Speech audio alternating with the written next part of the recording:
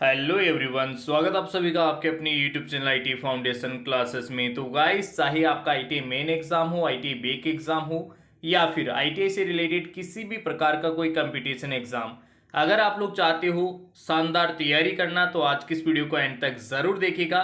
Guys, आज की इस वीडियो में मैं डिस्कस करूंगा रेफ्रिजरेशन एंड एयर कंडीशनिंग जो ट्रेड है, उस ट्रेड के लिए सेकेंड ईयर वाले स्टूडेंट्स के लिए डेमो एग्जाम पेपर। तो जितने भी स्टूडेंट जो आरएसी ट्रेड सेकेंड ईयर के एग्जाम्स की शानदार तैयारी करना चाह रहे हैं, इस वीडियो को स्पेशली एंड तक जरूर देखेगा। तो गाइज स्टार्ट करते हैं आज का वीडियो। फर्स्ट क्वेश्चन है यहाँ पे, वाटर कोल्ड कंडेंसर में इनलेट और आउटलेट के पानी के बीच में न्यूनतम ताप अंतर कितना होता है। यहाँ पे ये मिसप्रिंट है। इनलेट और आउटलेट आउटलेट जो है उसके जो पानी है, वाटर है, उसके बीच में न्यूनतम टेम्परेचर जो डिफरेंस है, तापमान अंतर जो है वो कितना होता है। गाइज आपको पता होगा न्यूनतम टेम्परेचर डिफरेंस जो है वो रखा जाता है 5 डिग्री सेल्सियस।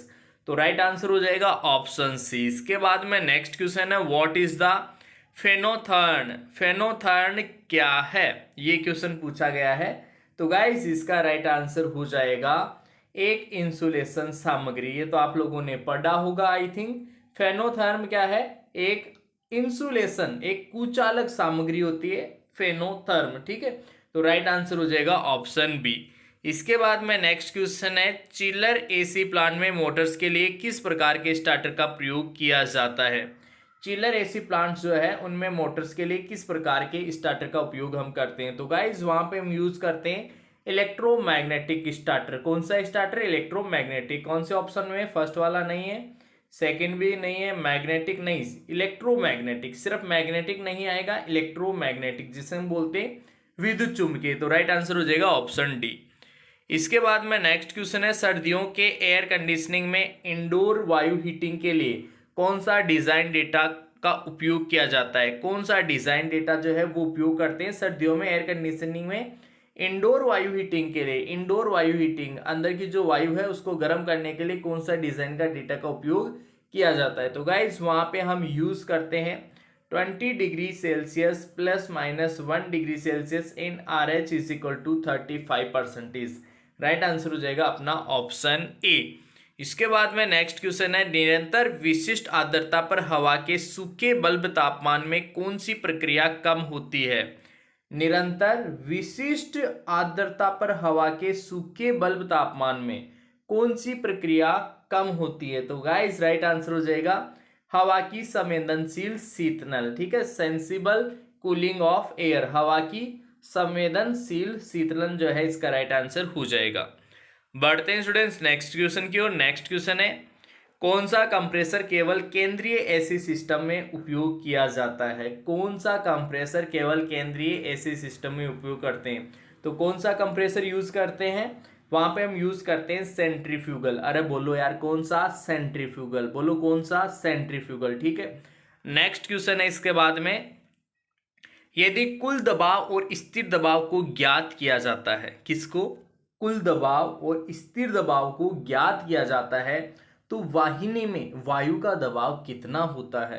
तो वाहिनी में वायु का दबाव कितना होता है।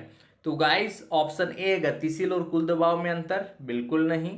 गतिशील और कुल दबाव का योग, ये भी गलत है। स्थिर और कुल दबाव में अंतर, ये इसका राइट आंसर हो जाएगा ऑप्शन सी, स्थिर और कुल दबाव में अंतर। ठीक है, बढ़ते हैं स्टूडेंट्स नेक्स्ट क्वेश्चन की ओर। गैस चार्जिंग, देखो यार कौन सा क्वेश्चन है, गैस चार्जिंग से रिलेटेड है। गैस चार्जिंग से पहले डीप फ्रीजर के लिए वैक्यूम के किस स्तर की सिफारिश की जाती है।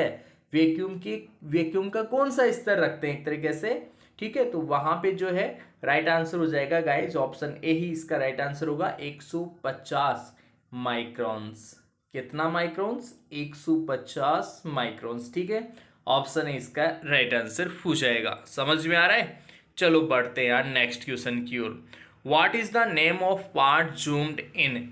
जूम किए गए भाग का नाम बताओ। जूम किए गए भाग का नाम बताओ। अब जूम किया हुआ भाग कौन सा है, ये रहा, इस भाग को जो है जूम किया हुआ है, तो इसका नाम आपको बताना है। ऑप्शन ए है पावर सप्लाई, ऑप्शन बी है डिस्कनेक्टेड स्विच, ऑप्शन सी है चार्जिंग सिलेंडर और ऑप्शन डी है टर्मिनल प्लेट। तो शक्ल से ही दिख रहा है क्या है ये, टर्मिनल प्लेट। ऑप्शन डी इसका राइट आंसर हो जाएगा, क्या है ये, टर्मिनल प्लेट। ठीक है, बढ़ते हैं दोस्तों नेक्स्ट क्वेश्चन की ओर। और नेक्स्ट क्वेश्चन है अपने सामने, कंडेंसर क्षमता को कैसे व्यक्त करते हैं।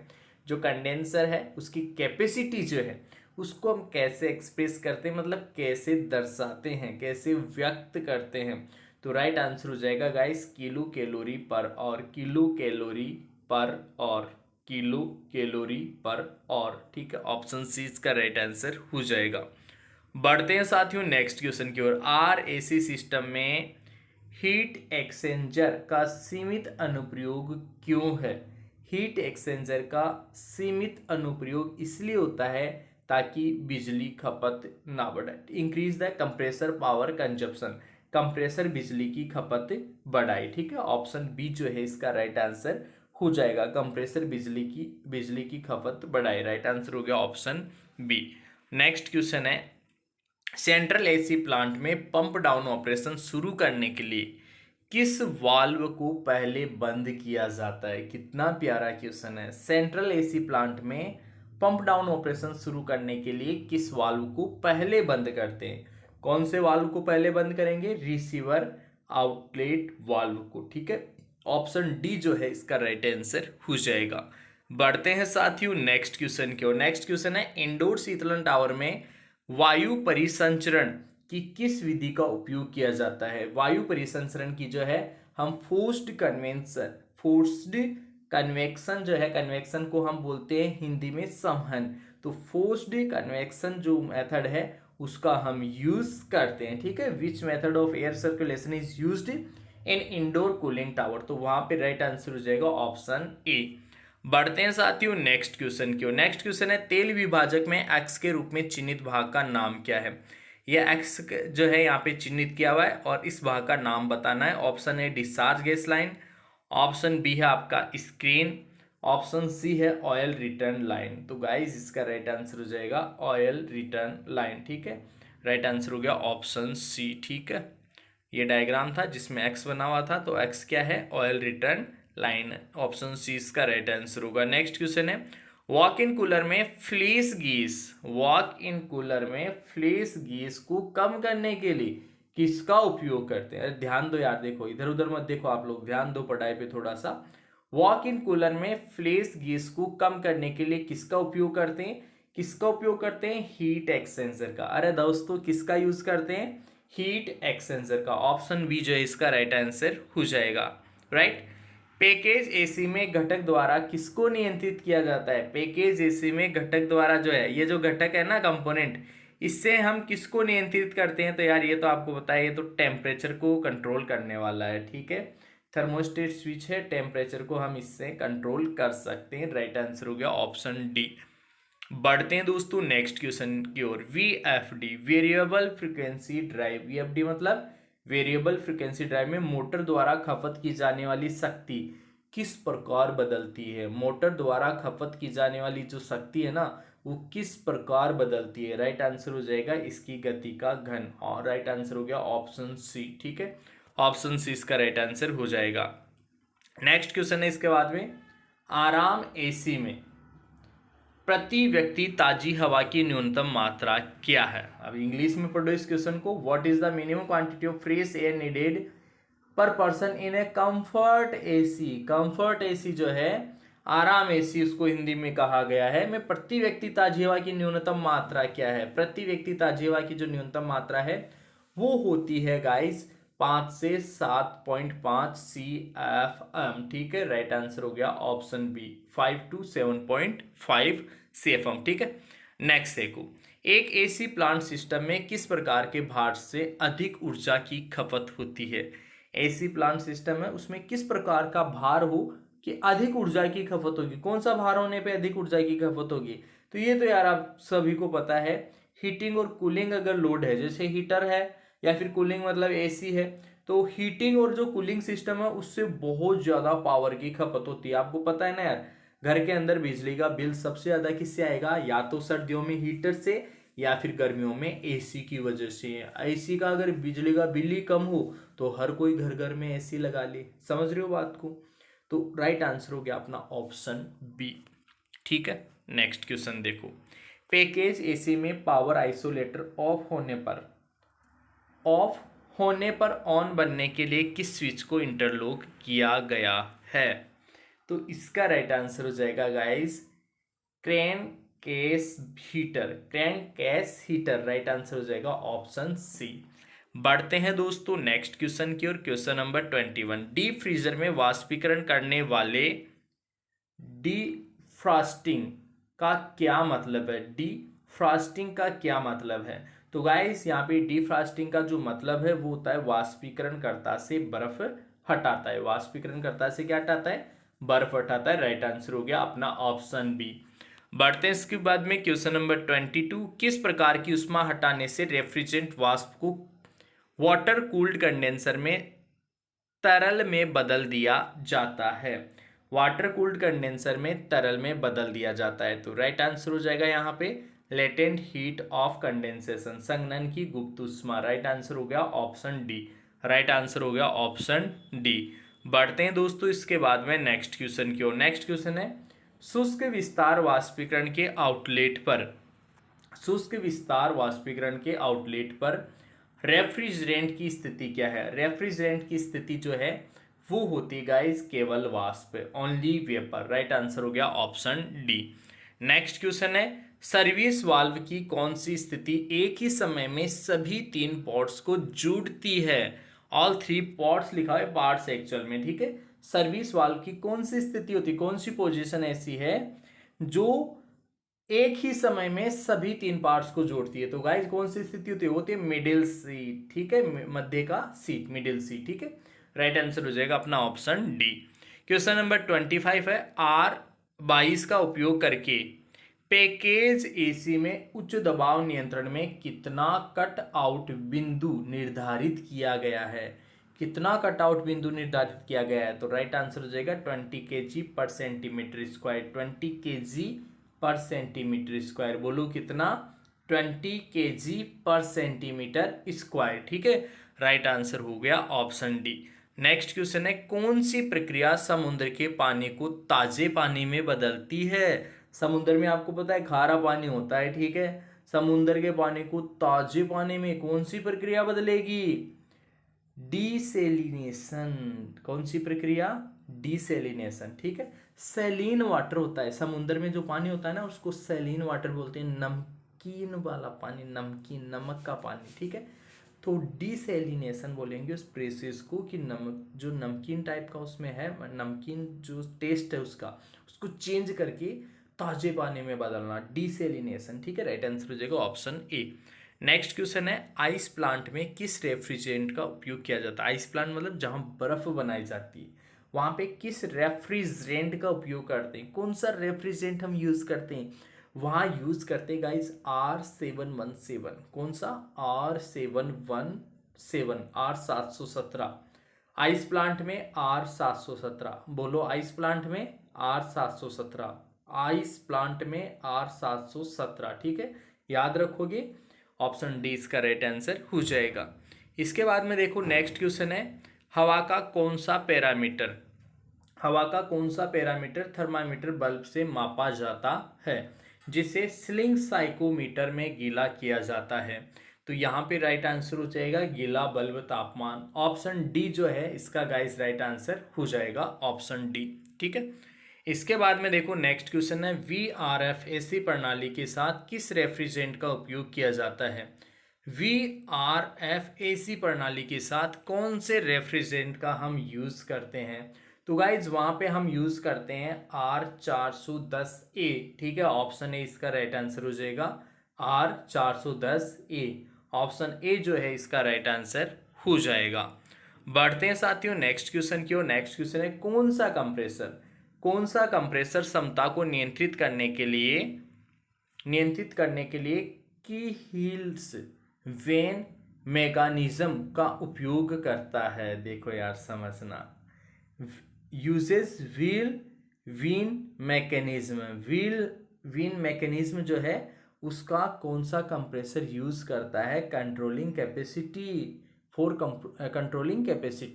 जो कैपेसिटी उसको कंट्रोल करने के लिए कौन सा कंप्रेसर जो है मैकेनिज्म में यूज़ किया जाता है, तो वहाँ पे हम यूज़ करते हैं गाइस सेंट्रीफ्यूगल, ठीक है, सेंट्रीफ्यूगल। ऑप्शन बी जो इसका राइट आंसर हो जाएगा।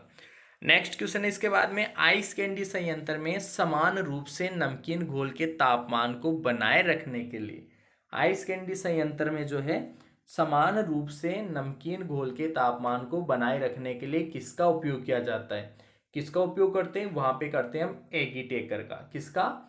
एगीटेटर, ठीक है। एजिटेटर जो है, टेटर यहाँ हिंदी में कहा गया है एगीटेटर, ठीक है। राइट आंसर हो जाएगा option D. Next question number 32, what is the pH value of pure water. बिल्कुल प्योर वाटर है ना, जिसे डिस्टिल वाटर बोलते हैं, हिंदी में आंसू जल बोलते हैं, उसका पीएच वैल्यू होता है 7। एसिड का पीएच वैल्यू, एसिड मतलब अम्ल, अम्ल का पीएच वैल्यू होता है 7 से कम। 20 का मतलब है सार, सार का पीएच वैल्यू होता है 7 से ज़्यादा, ठीक है। और एसिड जो अम्ल होता है उसका 7 से कम होता है, ठीक है, याद रखा। और शुद्ध पानी का जो है 7 होता है। नेक्स्ट क्वेश्चन देखो, चिलर प्लांट में मोटरों और पंपों के लिए विद्युत इंटरलॉक किए गए सर्किट का क्या फायदा है।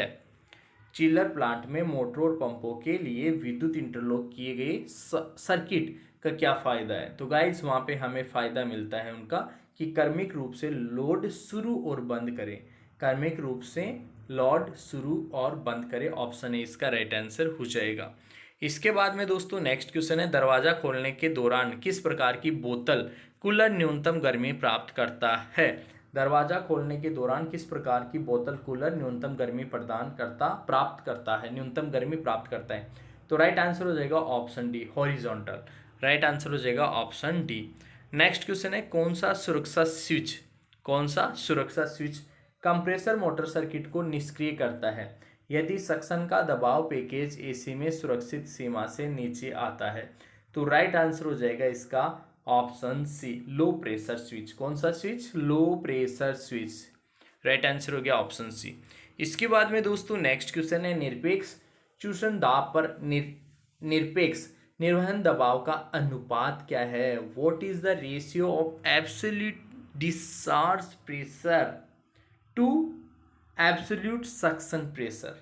Absolute discharge to suction, discharge to suction जो प्रेशर है उसका रेशियो क्या कहलाता है, उस रेशियो को बोलते हैं कंप्रेशन रेशियो।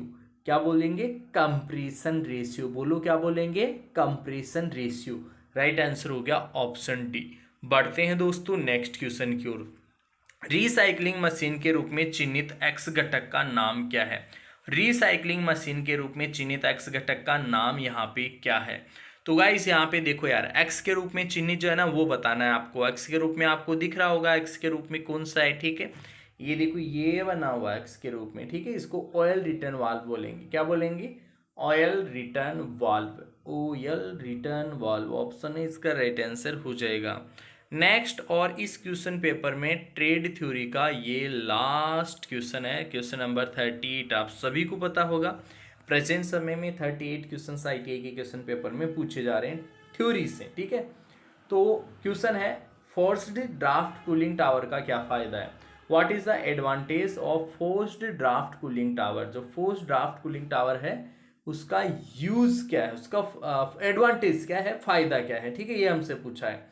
तो जो है इसका फायदा, लो कॉस्ट बिल्कुल नहीं, पंखे का उपयोग नहीं, ये भी नहीं, पंखे का उपयोग तो होता है यार भाई, लो एफिशिएंसी नहीं।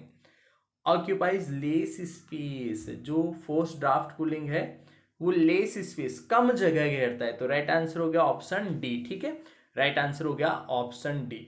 तो इस तरीके से 38 क्वेश्चंस मैंने आप लोगों को बताएं। ये IT second year REC trade के लिए जो है एक डेमो एग्जाम पेपर है। आपके चाहे आईटी मेन एग्जाम हो, बेक एग्जाम हो, या फिर आईटीआई से रिलेटेड किसी भी प्रकार का कंपटीशन एग्जाम, सभी के लिए काफ़ी यूजफुल है। तो आप लोग इन सभी क्वेश्चंस को अच्छे से तैयार कीजिए। मैं इसी तरह के और वीडियोस लेकर आऊँगा, जरूर आऊँगा, फिर से आऊँगा। तो आप लोग जो है रेगुलर जुड़े रहे हमारे साथ। मिलेंगे आपसे नेक्स्ट वीडियो में, तब तक के लिए आप सभी को बहुत बहुत धन्यवाद।